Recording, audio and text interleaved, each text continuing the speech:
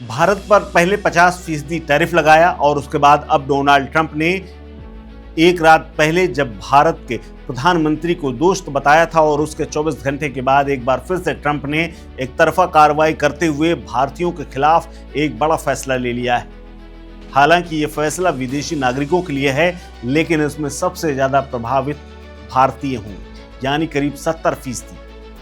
दरअसल अब की बार ट्रंप ने वीजा बम गिराया है। आईटी प्रोफेशनल्स, ज्यादातर जो लोग आईटी सॉफ्टवेयर और तमाम तकनीकी के क्षेत्र में काम करते हैं, वो लोग अमेरिका में जाकर के H-1B वीजा लेते हैं और इसी वीजा के आधार पर वो वहां रहते हैं। लेकिन अब एक कार्यकारी आदेश देते हुए ट्रंप ने H-1B वीजा के लिए आवेदन शुल्क करीब 1 लाख अमेरिकी डॉलर कर दिया है, जो कि 88 लाख होता है।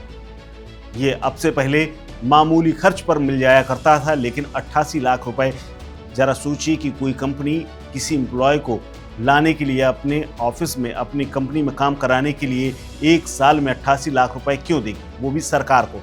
उसके बाद उस कंपनी के एम्प्लॉय को बाकायदा उसको सैलरी अलग से देनी होगी। अब इतना बड़ा खर्च कोई अमेरिका की कंपनी क्यों उठाएगी? अब ऐसे में उसकी मजबूरी हो जाएगी कि वो अपने ही देश के किसी व्यक्ति को हायर करे। अमेरिका में विदेशी कर्मचारियों के लिए ये नई पॉलिसी खासकर भारतीय आईटी और टेक्नोलॉजी से जुड़े हुए तमाम पेशेवरों के ऊपर बड़ा असर डालने वाली है, क्योंकि H-1B वीजा सबसे ज्यादा भारतीय ही लेते हैं और इनका लाभ भी यही उठाते हैं।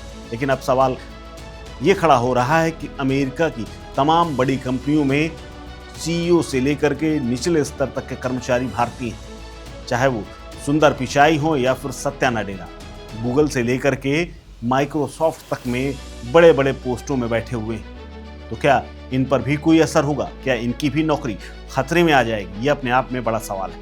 हालांकि इसको लेकर के एक बात स्पष्ट कर दें कि तमाम CEO लेवल पर पहुंचे हुए लोग, चाहे वो सुंदर पिचाई हो या फिर सत्या नडेला, ये सब अमेरिकी नागरिक हो चुके हैं। ऐसे में ये गए तो H-1B वीजा के माध्यम से थे, लेकिन बाद में वहाँ नागरिक हो गए और फिर इस वीजा फीस के बढ़ने से आगे निकल गए। यानी अगर ये कुछ साल पहले होता तो शायद उनके ऊपर असर होता, लेकिन अब उन पर इसका कोई असर नहीं होने वाला है।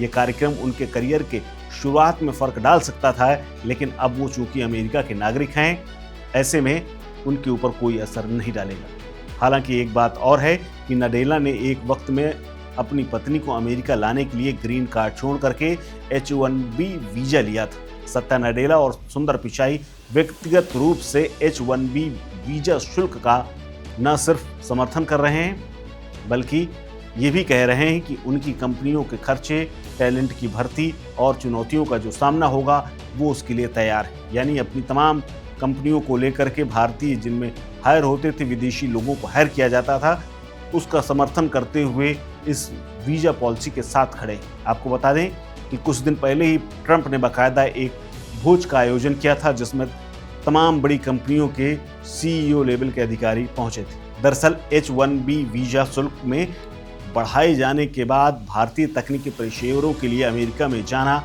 वहां पर काम करना अब बेहद मुश्किल हो जाएगा, क्योंकि वहां अब इनके लिए नौकरी कोई कंपनी देने से शायद ही आगे आवे, क्योंकि आगे आने का मतलब है 88 लाख रुपए पर साल के हिसाब से सरकार को देना। साल 2025 में H-1B वीजा के आवेदनों में पहले से ही 25% की कमी आ चुकी है, क्योंकि ट्रंप शासन है, और इसके बाद अब तो लगता है कि सिर्फ 2-4% ही लोग भारत के अमेरिका में रह पाएंगे। हालांकि इसका फायदा भी भारत को हो सकता है, क्योंकि माइक्रोसॉफ्ट और गूगल जैसी कंपनियां भारत जैसे जहां पर कम लागत में एम्प्लॉय मिलते हैं, वहां पर विस्तार कर सकती है। भारत जैसे तमाम देशों में अब ये कंपनियां अपने ऑफशोर कार्यालय खोल सकती हैं या फिर उन्हें विस्तार दे सकती हैं, जहां लागत कम है और टैलेंट की कोई कमी नहीं।